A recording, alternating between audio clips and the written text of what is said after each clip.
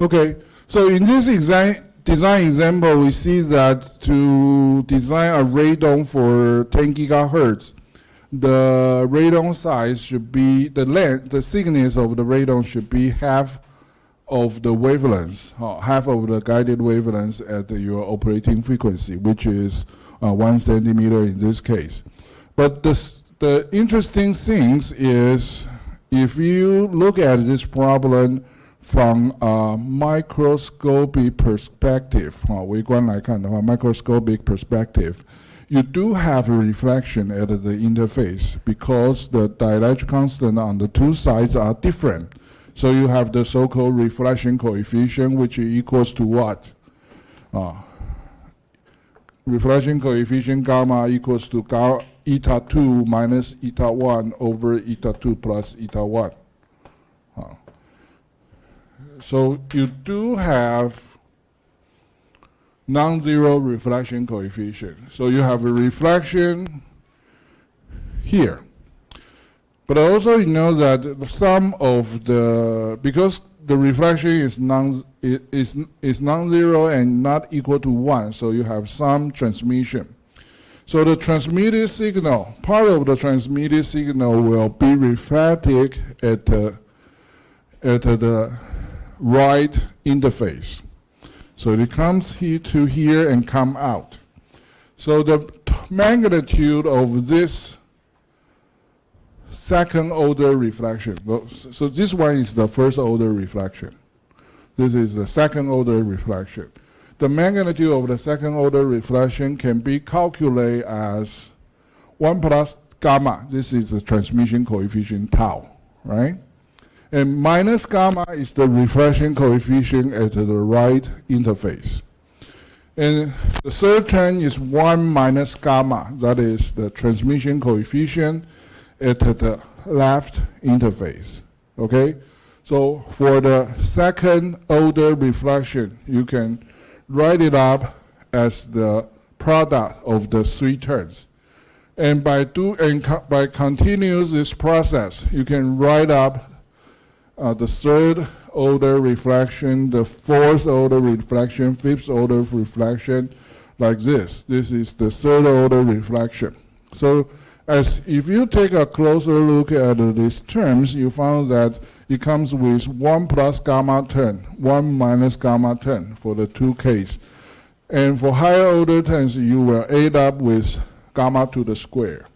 So it's infinite series, infinite series. So you can write up the infinite series sum as this. So this is the first order term. That will be the sum of the second order, third order, fourth order, or all the following terms. It turns out that the infinite sum of the following terms equals to gamma. So you have the case of gamma minus gamma, then you have no reflection from a macroscopic perspective. Macroscopic perspective. What is the key for this result? The key is the thickness of the radon. Otherwise, because the thickness of the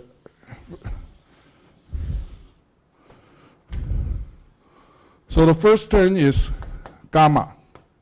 The second term should be, the magnitude of the second term should be tau times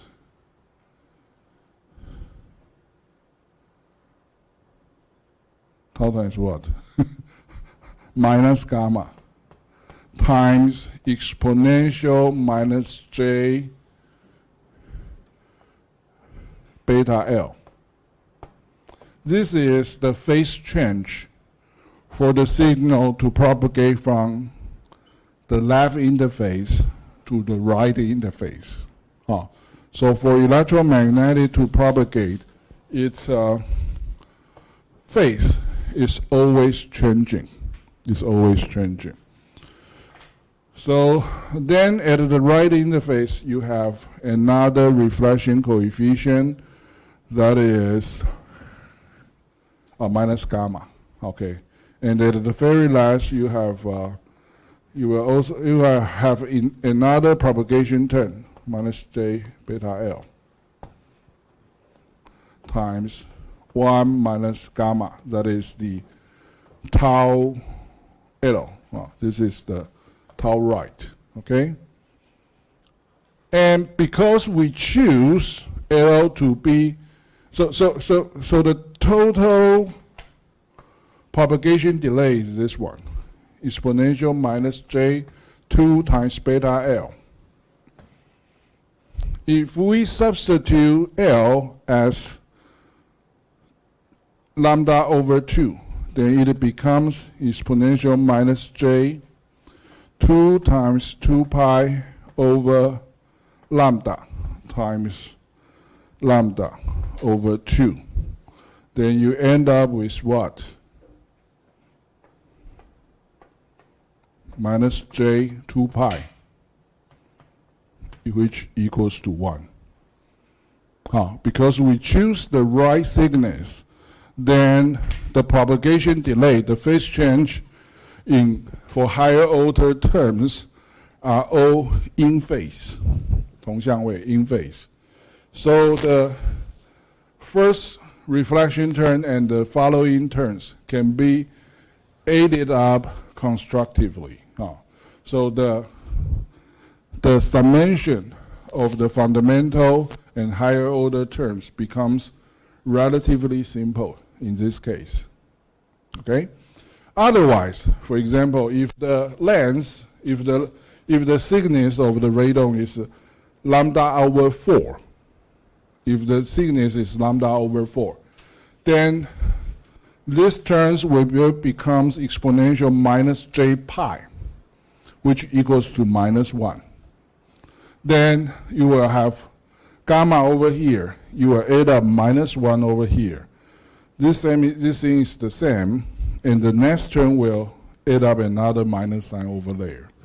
So the summation of this will become a different numbers, so that the no reflection phenomena only take place when the thickness L is multiples of half wavelengths. Okay, so suppose the propagation in this material is lossless. This no reflection result will hold for any length that equals to the multiple of half wavelengths. 所以不是只有半个波长那个全零反射才成立。假如你是1个波长、1.5个波长、2个波长，也都是零反射。And what is the consequence of zero reflection? That will be total transmission. From the energy perspective, if you have no reflective energy and the material you have here are all lossless, then all the incident energy should propagate to the right, okay? Because to the right, you can still write it as the fundamental term, second order term, third order term, fourth order term. And they will add up constructively as 1 if you choose the right thickness. Okay? So let's move on to the other example about the application of transmission line. This is the so-called time domain reflectometry, which is often referred as TDR. 一般没有人在讲 time domain reflectometry 啦，大家都讲 TDR。那 TDR 这是什么东西呢？它事实上就是在 time domain 上面去检查传输线上面的反射讯号。所以顾名思义，它是在 time domain 上去检查讯号。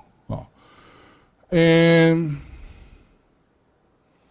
so what is the purpose of the TDR system? What is the objective of an TDR system? The objective of a TDR system is to inspect if a transmission line system is sound is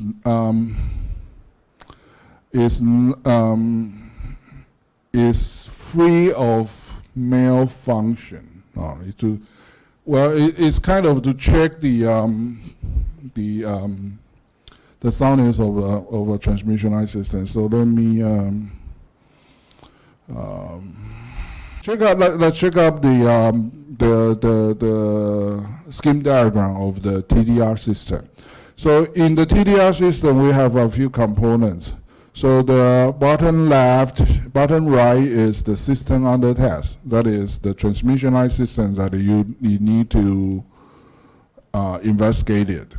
And to the left are the TDR systems, time domain reflectometry system. So the signal source is a pulse generator. So it will periodically transmit impulse signal to the transmission line system. And here is the display, which is just the oscilloscope that you use in your electric circuit laboratory, 就是一般的示波器。Then you will have a high impedance probe, so that it will tip some of the reflected signal, but it won't interfere the signal within the transmission line system. And here you need a match attenuator so that the reflected signal won't generate follow-up reflections. So the purpose of the match attenuator, so the signal will go this way into the transmission line system.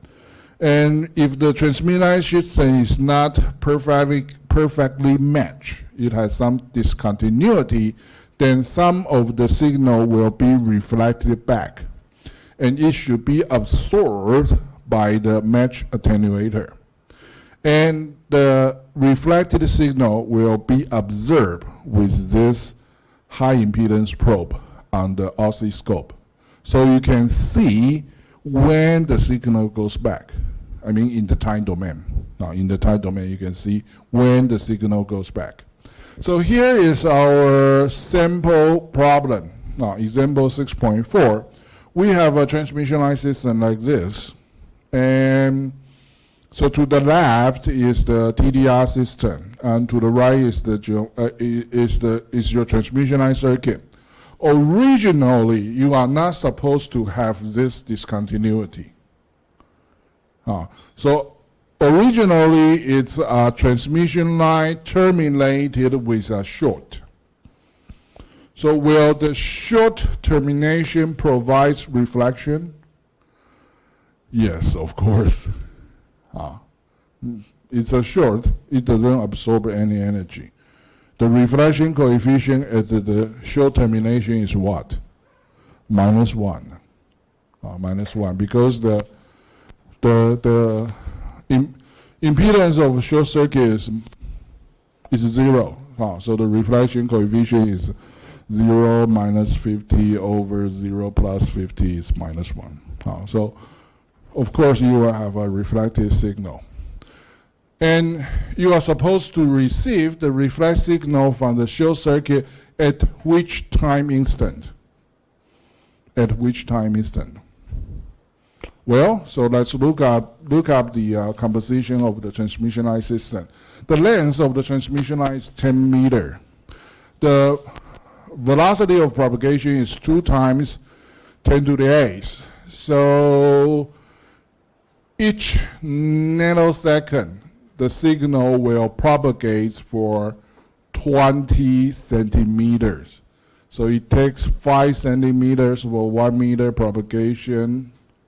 So 10 meter will be 50 nanoseconds. So signal will goes back and forth 2 ways. You will have 2-way propagation. So you will observe the reflected signal from the short circuit end at 100 nanosecond, that is 0.1 microsecond.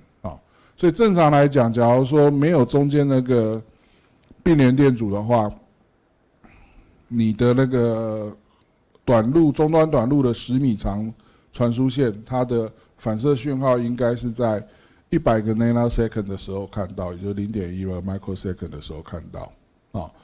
Unfortunately, you have a discontinuity in your transmission line system. That is 120 ohm resistor connected in parallel with the transmission line at the location of 4 meters. So what is the reflection coefficient at this point? 来想一下这个问题好玩哦。其实也没有很难的，应该难不到各位哦。在这条传输线上面本体是60欧姆的特性阻抗，那这边有一个120欧姆的并联电阻，所以从这边看，你看到的反射系数伽马是多少？但第一件事情伽马的定义是什么？你的这个地方所看到往右边看的 input impedance 减去自己的60，跟下面分母是相加嘛，对不对？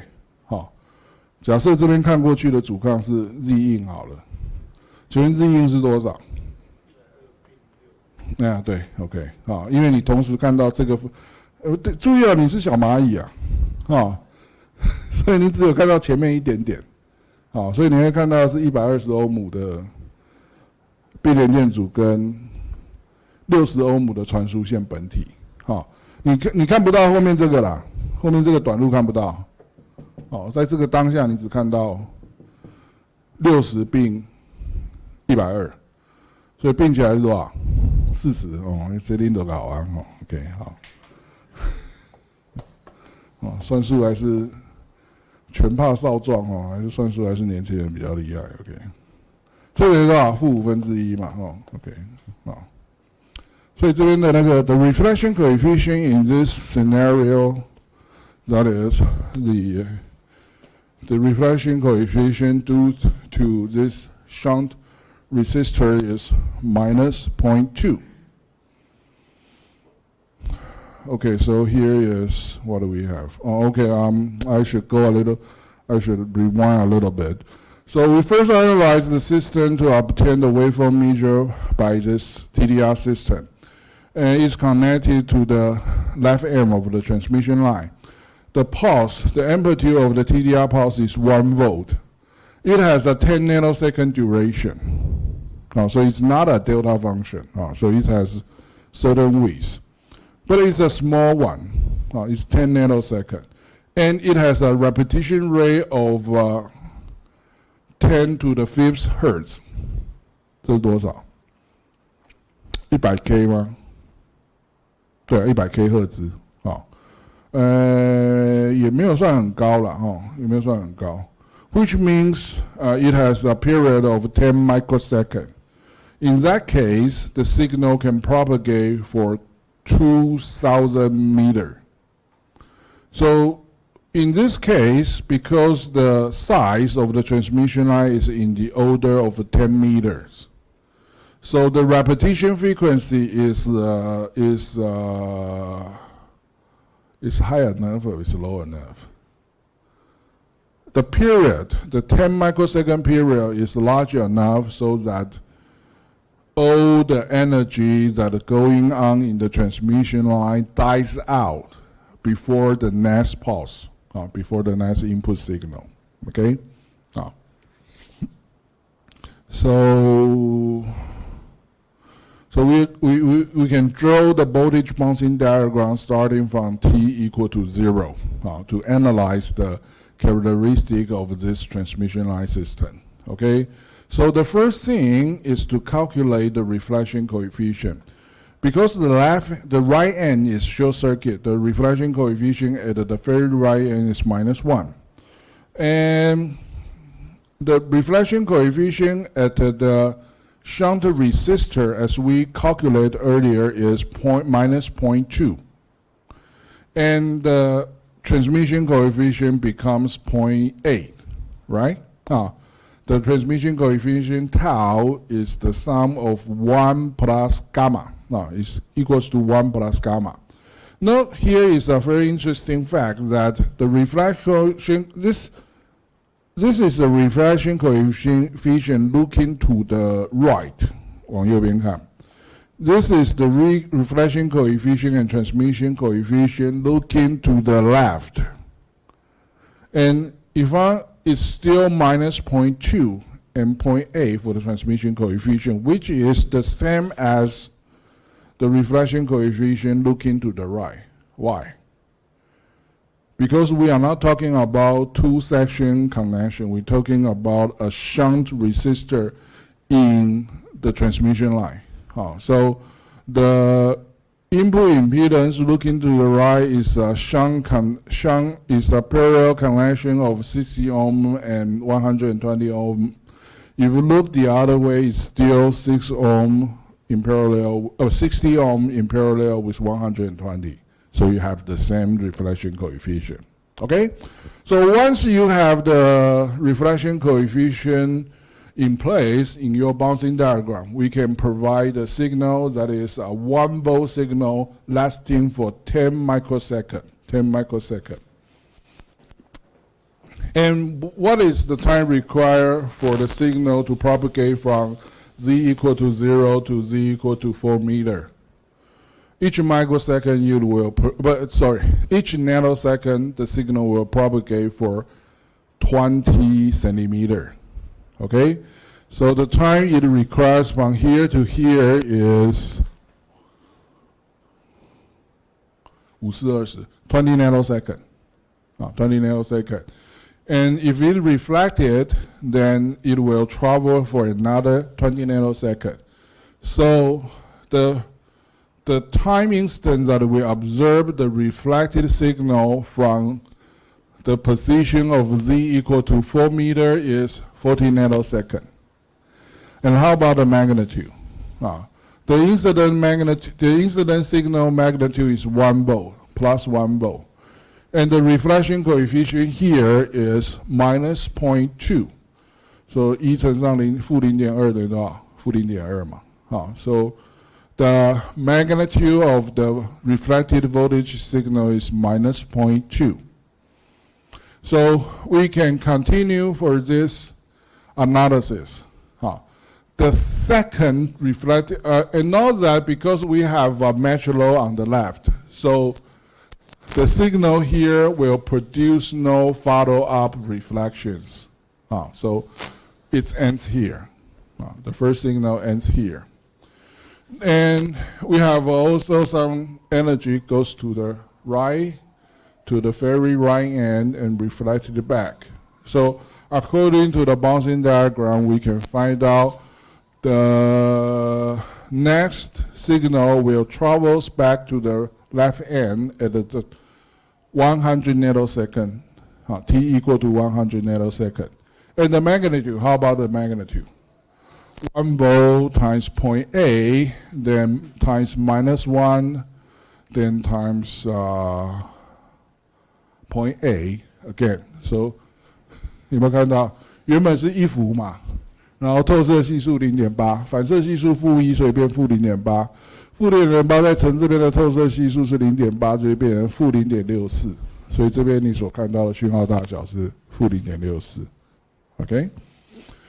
And you can find out the next reflected signal is minus 0.8 over here times minus 0.2, so you have 0.16. Minus 1 minus 0.16 times 0.8, so you have minus 0.128 at the time of 160 nanosecond. Okay? So, of course, you will have more and more reflections as the time progresses. But you can tell that as the time progresses, the reflex signal will become smaller and smaller. Why? Because most of the energy will be absorbed by the internal resistance in the TDR or by the matching load in the TDR system. And it's supposed to take just less than 1 microsecond, I guess, less than 1 microsecond to settle down, to dissipate most of the energy within this transmission line system.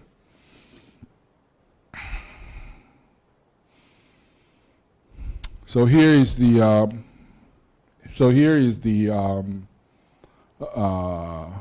voltage bouncing diagram for this transmission line circuit with a shunt resistor in the middle.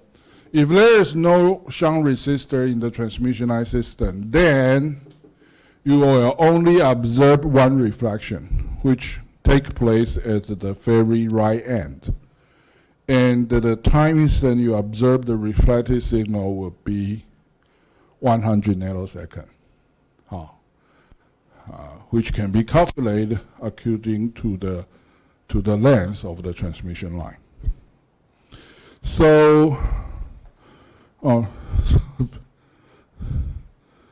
so here are some practice, okay?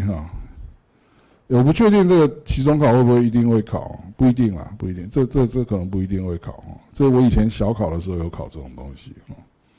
So what if the shunt resistor is replaced with a series resistor? If we replace the shunt resistor with the series resistor connecting in series with the transmission line, what is the input impedance of looking into the right?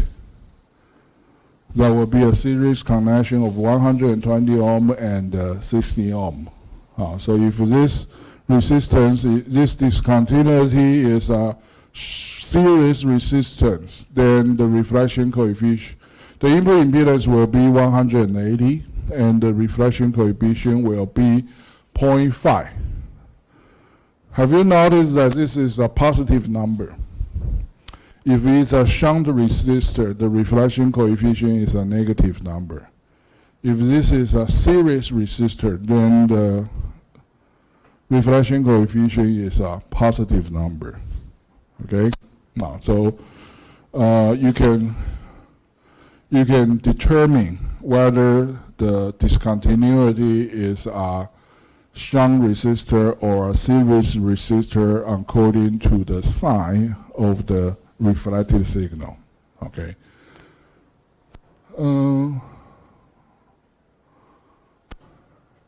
Yeah. 左边都讲过了。So this is we can interpret we can draw the time domain response according to the bouncing diagram. Okay, so here's what we have for this transmission line system using the TDR. Okay, so you can check up where you study at home to see.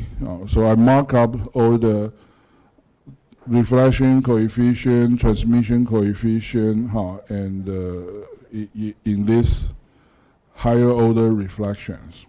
Okay. So we as I mentioned earlier, higher order reflection shall attenuate because most of the energy of the impulse signal are absorbed. So before the next impulse, which in this case is 10 microseconds later, most of the energy shall die out on this transmission line. Okay, so you are supposed to choose pulse repetition frequency that is small enough so that the follow-up impulse won't interfere with remaining energy on the transmission line. 好了，也就是说你的那个 TDR system 的那个频率不可以设得太高太高的话，可能 pulse 会出现的间隔太短，你可能前一次 impulse 的那个能量还没有消散，你的下一个讯号又打进来，好。但假如你选的你的那个重复的频率够低的话，哈，那你就是让它们的间隔拉长。那接下来我们还是再看一下同样的电路问题，哈，只是我们换个角度来看，哈。So now to discuss how one can deduce information about discontinuity from the TDR display without a prior knowledge. Okay, so in this case, we know very little about the transmission line system. We only know the length of the transmission line. We know the characteristic impedance Z sub 0. We know the propagation speed Vp, and we know that this line is terminated with a short, and we don't even know the length of the transmission line. Okay, and we don't know that there is a discontinuity as a shunt resistor in the middle of the transmission line. Okay, so now we try to we try to accumulate knowledge about the transmission line system using the result of the TDR system. Okay, so what we know is this time domain reflectometry. Okay, so this is the initial pulse signal, and here are reflected signal. We know the time of the reflected signal. We know the size of the reflected signal. So we try to redraw the transmission line system according to the time domain reflectometry. Okay, so in this case, we know, there's the first signal comes at 40 nanoseconds. So we know that this signal is due to, this reflected signal is due to discontinuity 4 meters away from the TDR system because of the time delay. We know it's 4 meters away. And because the magnitude is minus 0.2, so we know the reflection coefficient is minus 0.2. Okay, and because it's a minus reflected signal, it's a negative reflected signal, so we know the reflection coefficient is a negative one, which tells you that it's a shunt resistor, because it's a negative one.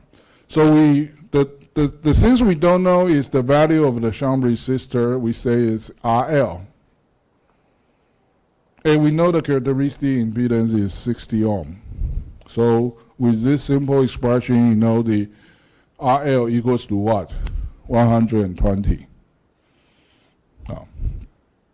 So you can find out the shunt resistor value as 120 ohm. And we know, because of the time delay, we know this shunt resistor is connected connected to the transmission line system at the position of 4 meters. Okay. Yeah. Okay, so that's what you should do. You should look into these examples to get familiar with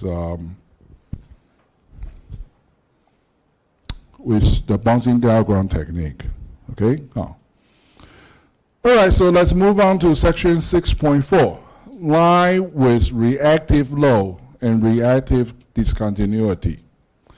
So in the first case we can look into is an inductive termination.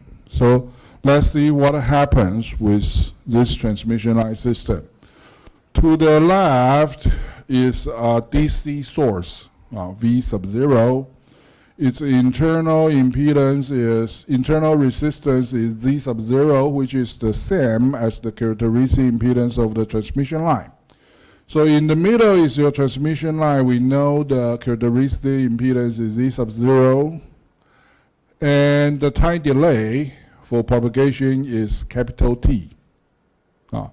So the capital T specifies the length of the transmission line. Then to the right is your termination, which is the inductor. So it's an inductive loading.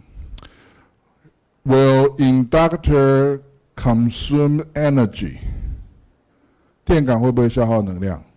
不会，它会储存能量，它不会消耗能量啊。所以电感性负载的反射系数其实它的大小也等于1。来，这边有一个重要的问题，这边有一个有趣的问题就是反射系数我们会在等一下的几页里头看到说对于电感性负载或电容性负载来讲，你的反射系数会失去意义，你没有办法定义所谓的反射系数。为什么？因为反射系数的定义是什么？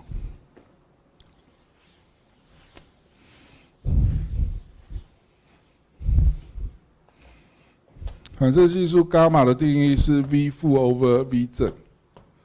但我们会看到，假如你是电感性的负载或者是电容性的负载，它的 V 负，它的反射讯号会变成是 a function of time。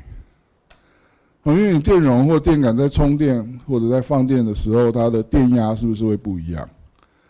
所以你只要接上电感性的负载或电容性的负载，也就是我们讲的电抗性负载的话，你的 V 负会是一个随时间变化的东西，所以这个东西你就很尴尬，你就没办法说它是反射系数。不过这个是你从 time domain 的想法来去看你假如从 frequency domain 的想法来去看，其实电感性负载或电容性的负载也是可以看到，也是可以定义反射系数的。你就用它的 impedance 来去定义就好了。但他们两者之间有一个重要的差别，我不晓得，我等于先提示你啦，先跟你讲但你可能自己要慢慢体会，因为我们在这边所观察到的讯号反射现象是所谓的 transient behavior 站态分析，就是说，你看，因为以这个传输线来讲，它基本上是一个 DC 电路嘛，对不对？一个电池配一个电感，那最后会怎样？电感会怎样？慢慢充电嘛。所以刚开始没有充电的时候，它是通还是不通？不通充饱电就通，所以它一开始是 open， 最后会变成是 short， 电容会反过来，一开始是 short， 后来变 open。但我们这边在看的都是 transient behavior，至于我讲的那个什么frequency domain 电感电容有没有反射系数？有啊，你还是可以定义出来。但是那个东西我在讲的反射系数指的是 steady state， 指的是你给它一个 sinusoidal signal， 然后这个 sinusoidal signal 已经在这个电路上面已经存在够久的时间，你的整个传输线电路已经进入到所谓的稳态 steady state 的时候，那个时候的电感跟电容其实还是有反射系数的。为什么？因为你的讯号是交流讯号嘛 ，AC signal 嘛 ，sinusoidal signal 反来反去，所以那个电感跟电容在那边一下漏电，一下放电，一下漏电，一下充电，一下放电，充电放电，充电放电的。所以在 steady state 的时候，其实电感电容也是可以定义反射系数。只是说我们现在在看的是 transient 不是 steady state， 所以这是一个蛮大的差别。所以从 transient analysis 的角度来讲，电感跟电容它的跨压或者是电流会随时间而改变，所以你不能说它是你没有办法去定义出一个合理的反射系数。在 transient 的这个 analysis 的部分。时间有点尴尬，我觉得不然就下礼拜再讲好了，6:04下礼拜就开始讲好了。好，我们今天到这边。